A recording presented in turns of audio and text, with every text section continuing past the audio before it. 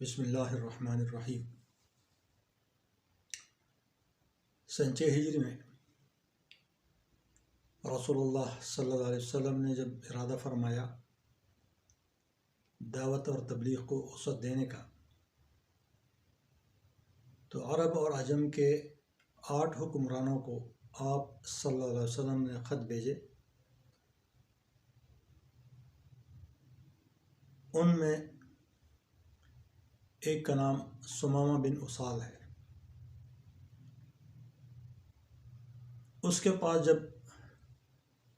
اللہ کے رسول صلی اللہ علیہ وسلم کا قاصد پہنچا وہ خط دینے کے لیے، تو اس نے ان کے ساتھ بہت توہین آمیز سلوک کیا اور غرور اور تکبر کی وجہ سے کفر پہ اسی طرح جمع رہا، اور اس پہ بس نہیں کیا بلکہ شیطان اس کے اوپر مزید سوار ہو گیا اور اس نے نبی کریم صلی اللہ علیہ وسلم کو ختم کرنے کا ارادہ کیا۔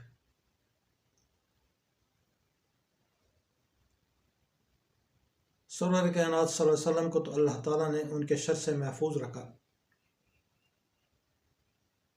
اور بعد میں پھر اس نے بھی وہ ارادہ ترک کر دیا،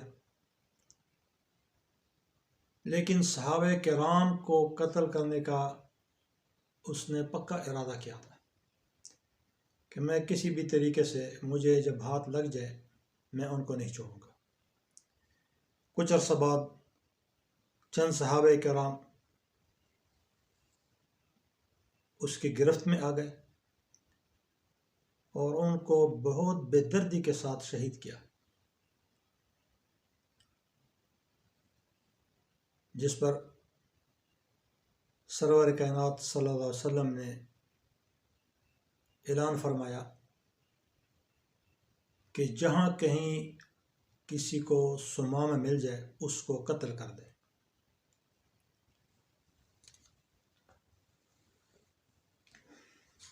اس دوران ثمامہ نے عمرہ کرنے کا ارادہ کیا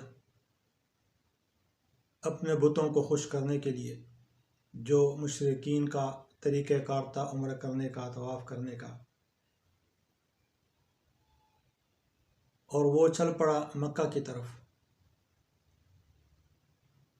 جب مدینہ کے قریب آیا، اس وقت رات کا وقت تھا، اندھیرا تھا،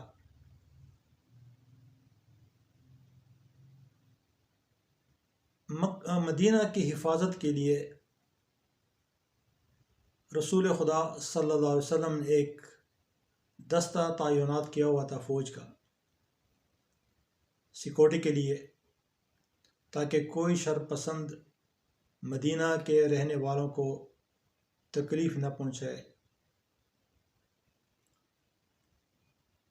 ثمامہ بھی اس دوران وہاں سے گزر رہا تھا، رات کا اندھیرا تھا، کہ وہ اس دستے کے ہاتھ چڑھ گیا۔ ادھر تو رسول اللہ صلی اللہ علیہ وسلم نے اعلان فرمایا تھا کہ ثمامہ جدھر مل جائے اس کو قتل کرو، اور یہ اسی دوران صحابہ کرام کے اس دستے کو ہاتھ بھی لگا، انہوں نے پکڑ بھی لیا، گرفتار بھی کر لیا، لیکن قتل اس لیے نہیں کیا کہ وہ دستے میں جتنے بھی لوگ تھے وہ ثمامہ کو جانتے نہیں تھے کہ یہ وہ ثمامہ ہے کہ جس کے بارے میں رسول اللہ صلی اللہ علیہ وسلم نے ان کو قتل کرنے کا حکم فرمایا ہے۔ تو لہٰذا جب نہیں جانتے تھے تو ان کے لیے ایک عام آدمی ہوا، اور گرفتار اس لیے کیا کہ شاید یہ ایسا نہ ہو کہ یہ مدینہ میں آ کے کسی کو تکلیف نہ پہنچانے والا ہو۔ اس کو گرفتار کر کے مسجد نبوی صلی اللہ علیہ وسلم میں ایک ستون کے ساتھ اس کو باندھ لیا۔ جب رسول اللہ صلی اللہ علیہ وسلم تشریف لے آئے، مسجد میں آئے اور دیکھا کہ ثمامہ جو ہے وہ باندھا ہوا ہے، ایک ستون کے ساتھ۔ تو آپ صلی اللہ علیہ وسلم نے صحابہ کرام سے پوچھا کہ آپ لوگ اس کو جانتے ہیں؟ صحابہ کرام نے کہا کہ یا رسول اللہ صلی اللہ علیہ وسلم، ہم تو اس کو نہیں جانتے، یہ کون ہے؟ آپ صلی اللہ علیہ وسلم نے اس کا تعارف کرایا کہ یہ قبیلہ بنو حنیفہ کا سردار ثمامہ بن اسال ہے۔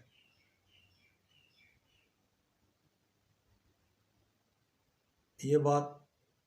کرنے کے بعد آپ صلی اللہ علیہ وسلم اپنے گھر تشریف لے گئے اور اپنے گھر والوں کو کہا کہ جتنا کھانا ہے تو وہ اکٹھا کر کے ثمامہ کو بھیج دے، کھانے کو دے دے، اور میری اونٹنی جو ہے اس کا دودھ دونوں وقت اس کو دھو کر ثمامہ کو دے دیا کرے۔ ابھی یہاں پہ سلوک دیکھے رسول اللہ صلی اللہ علیہ وسلم کا، چونکہ رحمت للعالمین تھے، جس کے قتل کا حکم فرمایا تھا، اب اس کے ساتھ سلوک دیکھے کہ ابھی باندھا ہوا ہے، گرفتار ہے، تو بجائے اس کو قتل کرنے کے اس کے کھانے پینے کا اور اپنی اونٹنی کا دودھ اس کے لیے وقف کیا کہ یہ ان کے پاس بھیجا کرے۔ کچھ دن گزر گئے تو آپ صلی اللہ علیہ وسلم تشریف لائے ثمامہ کے پاس، ان کو اسلام کی دعوت دینے کے لیے کہ وہ مائل ہو جائے شاید اور یہ اسلام قبول کر لے۔ تو آپ صلی اللہ علیہ وسلم نے فرمایا کہ ثمامہ، آپ کس سلوک کی توقع ہم سے کرتے ہیں؟ ثمامہ نے کہا کہ میں آپ سے اچھے سلوک اور اچھے برتاؤ کی توقع کرتا ہوں، اور اگر آپ مجھے قتل کرنے کا بھی حکم دے دیں تو آپ حق بجانب ہوں گے، کیونکہ میں نے صحابہ کرام کو قتل بھی کیا ہے، میں قتل کا مجرم بھی ہوں آپ کا۔ لیکن اگر آپ مجھ پر احسان کریں گے تو مجھے ایک احسان شناس پائیں گے، اور اگر آپ کو مال اور دولت چاہیے تو آپ بتائیے کہ جتنا آپ کو چاہیے میں آپ کو دے دوں گا۔